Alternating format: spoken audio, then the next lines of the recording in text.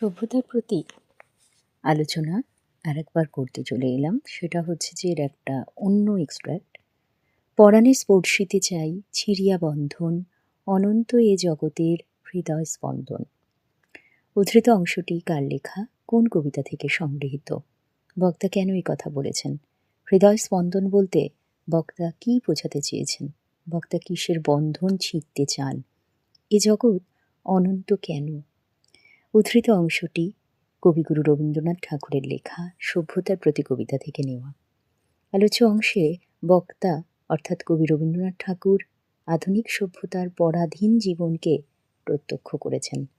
মর্মে মর্মে অনুভব করেছেন এই সভ্যতার ধ্বংসর রূপ, ক্ষতিকর বিষয়গুলো। তার মনে হয়েছে যে আধুনিক সভ্যতার এই বন্ধন মুক্তির প্রয়োজন। তাই বর্তমান আধুনিক সভ্যতার গ্লানিময় জীবন থেকে অব্যাহতি পেতে কবি এই কথা বলেছেন। হৃদয় স্পন্দন বলতে মনের কম্পনকে বোঝায়। কবি অসীম জগতের মধ্যে তার সীমাহীন মনের বক্তব্য বা ইচ্ছাকে ছড়িয়ে দিতে চান। তার মনের যে প্রেরণা তাকে কবি সর্বদা জাগিয়ে রাখতে চান। আলোচ্য অংশে বক্তা স্বয়ং কবিগুরু রবীন্দ্রনাথ ঠাকুর। তিনি আধুনিক সভ্যতার মানুষ বলে তার হৃদয়ের বন্ধন ইট কাঠ পাথর লোহা দিয়ে গড়া প্রাণহীন নাগরিক সভ্যতার সঙ্গে যুক্ত। কিন্তু কবি এই আধুনিক সভ্যতার জীবনযাত্রা পছন্দ করেন না। বর্তমান সভ্যতায় তিনি নিজেকে পরাধীন বলে মনে করেন। তার মনে হয় মুক্ত বিহঙ্গের মতো স্বাধীনতা চাই। তাই কৃত্রিম এই জীবন থেকে তিনি মুক্তি পেতে চান।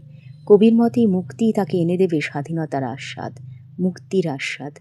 বর্তমান জীবন থেকে মুক্তি পাওয়ার জন্যেই সভ্যতার প্রতি রয়েছে হৃদয়ের বন্ধন। সেটিকে তিনি ছিঁড়ে ফেলতে চান।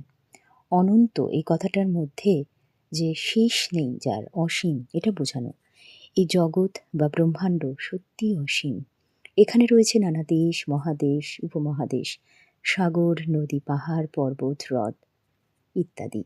অন্যদিকে কাব্যের জগতে দৃষ্টি যদি আমরা দিই তাহলে দেখব সেই জগতেরও যেন কোনো সীমা পরিসীমা নেই।